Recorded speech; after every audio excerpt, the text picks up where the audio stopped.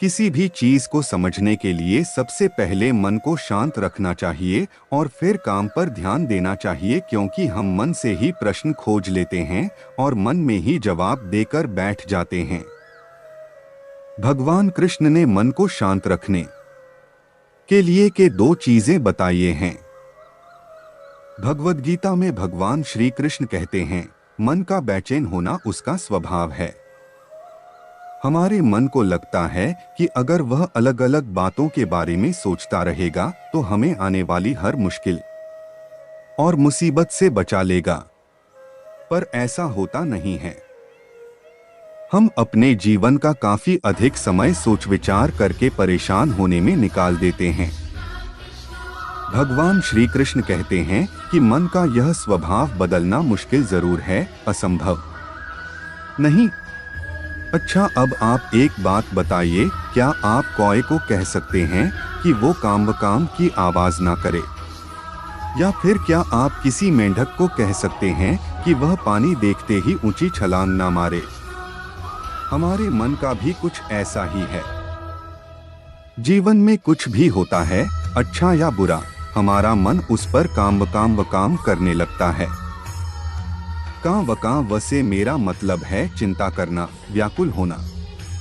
कोई बुरी बात होती भी नहीं है और मन परेशानी की ऊंची ऊंची लपटें लेने लगता है।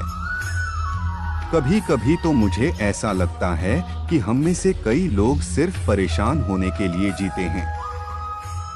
सारी परेशानी, पीड़ा, दुविधा अक्सर हमारी मन की बनाई हुई कहानियां होती हैं।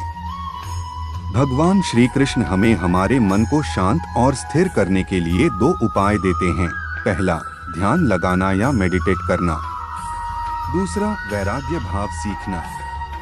अब ध्यान या मेडिटेशन शब्द सुनते ही आप में से कई लोग कहेंगे कि आप आंख बंद कर सांसें अंदर बाहर नहीं ले सकते।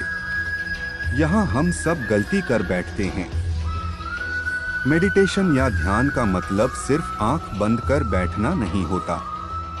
मेडिटेशन का मतलब होता है अपना पूरा ध्यान किसी चीज पर लगाना और उसे हटने नहीं देना। अगर आप रोटी बना रहे हैं तो सिर्फ उस बात पर ध्यान दीजिए। अगर आप पिक्चर देख रहे हैं तो अपना पूरा ध्यान पिक्चर पर लगाएं। यह मत सोचिए कि पिक्चर देखकर आप अपना कितना वक्त बर्बाद कर रहे हैं। जब आप जीवन के हर छोटे बड़े काम को पूरे ध्यान से करते हैं तो आपका जीवन ही एक मेडिटेशन बन जाता है। ऐसे जीवन में शांति, स्थिरता, साहस और सफलता का होना अनिवार्य है। वैराग्य भाव दूसरा उपाय। वैराग्य का अर्थ यह नहीं कि आप सब कुछ छोड़कर जंगल में जाकर बैठ जाएं। वैराग्य का सच्चा अर्थ है कि आप जो काम कर रहे हैं उसका क्या नतीजा या रिजल्ट निकलेगा उसकी चिंता ना करें। जैसे अगर आपने कोई इंटरव्यू दिया, आप यह कर सकते हैं कि पूरे मन से तैयारी करें और अपना बेस्ट देकर आ जाएं। वह नौकरी मिलना या ना मिलना आपके हाथ में नहीं है। इस नतीजे के पीछे अलग अलग चीजें हैं जो आपके बिल्कुल कंट्रोल में नहीं। तो जिस चीज के बारे में आप कुछ कर नहीं सकते उसके बारे में चिंता भी ना करें। यही वैराग्य का सच्चा मतलब होता है।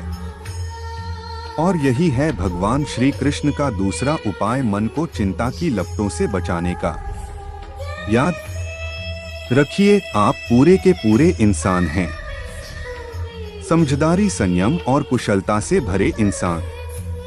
आपका मन जब भी कौए की तरह अलग अलग बातों पर आपको परेशान करने लगे, तब अपने मन को भी प्यार से समझाइए और शांत कर लीजिए।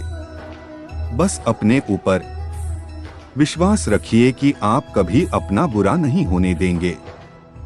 तो दोस्तों, स्पिरिचुअल कृष्णवाणी परिवार में आज के लिए बस इतना ही। आशा करते हैं हमारे द्वारा दी गई जानकारी आपको अच्छी लगी होगी। तो अब हमें इजाजत दीजिए, मिलते हैं अगली पोस्ट में। आपका बहुत बहुत धन्यवाद। पोस्ट पसंद आई हो तो लाइक, शेयर, सब्सक्राइब और कमेंट जरूर करें।